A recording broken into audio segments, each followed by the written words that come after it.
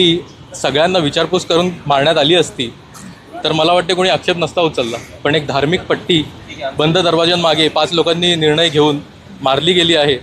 तर प्रत्येक flat owner जो आहे 33 फ्लॅट्स आहे तिकडे, तर कुठे ना कुठे त्यांची विचारपूस केली पाहिजे होती, कारण की ते इक्वल शेअर होल्डर आहे तिकडे. तर एखादी जनरल बॉडी मीटिंग घेतली असती किंवा जनरल बॉडीला विचारलं असतं. आजकाल काय सगळं सोपं झालं आहे, व्हॉट्सॲप ग्रुपवर सगळे असतात. एक तुम्ही म्हणजे मत कन्सिडर करा. माणसं राहतात, दुसऱ्या धर्माची पण इथे माणसं राहतात, याची जाण ठेवा आणि त्यांची जी काय इच्छा आहे ती पण कन्सिडर करा तुम्ही, कारण की परमनंट आहे. हे असं चुन्याने मारलं आहे की बाबा पाणी टाकलं निघून गेलं तर काही वाद नव्हता. हे परमनंट ऑइल पेंटने मारलेलं आहे, जे रोज आम्हाला बघायचं आहे, जे इथे वर्षानुवर्ष राहणार आहे. तर असं एखादं परमनंट डिफॉर्मेशन करण्यात किंवा ऑल्टरेशन कॉमन सोसायटी प्रिमायसेसमध्ये करायच्या आधी एखादी विचारपूस केली पाहिजे होती असं मला वाटते. खास करून आता मी फक्त इकडे आमचा फ्लॅट फक्त आहेच असं नाही आहे, आम्ही इकडे फ्लॅट ओनर तर आहोतच, पण त्या व्यतिरिक्त आम्ही जागा मालक आहोत. तर जागा मालक म्हणून मला इथे राहायची गरज नाही आहे. मी यांच्याकडून भाडं घेत राहीन आरामशीर कुठे लांब राहून.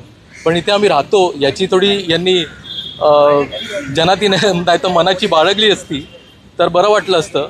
कारण की इथे 7 परिवार आहेत ज्यांना 2 दिवसापासून खूप त्रास होतो आहे. माझ्या आईच्या, माझ्या बायकोच्या धार्मिक भावना दुखावल्या गेलेल्या आहेत आणि रोज आम्हाला हे बघावं लागतं आहे. आम्ही सगळे कामधंदे सोडून ह्याच्या मागे लागलो की बाबा काढा, आहे तातडीने काढा. हे जे 25 वर्षापासून नव्हतं इकडे, आम्हाला नको आहे इथे. तर काही लोकांचं असं म्हणणं आहे की काय तुम्हाला त्रास होतो आहे, या रंगाचा काय त्रास होतो आहे. मला रंगाचा त्रास नाही होत आहे, मला हा जो धर्म आमच्यावर थोपला गेला आहे जबरदस्तीने याचा त्रास होतो आहे. हे समजून तरी घ्या. तर हे समजण्यासाठी बोलणं गरजेचं असते. तर इथे मॅनेजिंग कमिटी बोलत देखील नाही, ते आपसात त्यांच्या गोष्टी करतात. आता मी काल त्यांना पत्र लिहिलं आहे ज्याचा 7 दिवसात मी त्यांच्याकडे जाब मागितलेला आहे. तर सेक्रेटरी सरांनी एक्नॉलेज केलं, पण चेअरमन सरांनी ते एक्नॉलेज पण केलं नाही. आणि त्यांचं जी काय वागणूक होती की वॉचमॅनला ते सांगत होते उद्या ये, नाहीतर आता नंतर म्हणजे ते कळून येते. आपली आता या संदर्भात संपूर्ण प्रशासनाकडे काय मागणी असणार, काय कारवाई झाली पाहिजे त्यासाठी? आता मी काय बघितलं आहे की दादरमध्ये पण मी बघितलं की एका ठिकाणी अशी गोष्ट सुरू आहे. घाटकोपरमध्ये इथे बाहेर फुटपाथवर तुम्ही बघायला तर चाल बाहेर, तर सगळीकडे असं काहीतरी केलेलं आहे. ही नवीन गोष्टी तुम्ही का करताय?